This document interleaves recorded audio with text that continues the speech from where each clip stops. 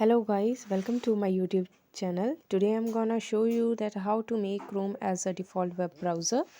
Then for that, first of all, we will click on the search bar and we'll type settings here. Then go to the settings by clicking here. Here in the settings, you can see the apps option here in the left hand side. We will click here. Now in the left hand side you can see the default apps option. We will click here.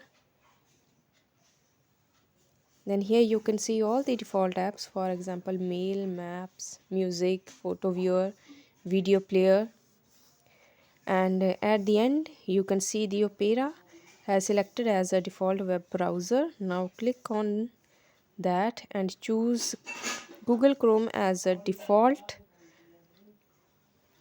Now you can see that Google Chrome is selected as a default web browser. So thank you for watching my video. Thank you guys.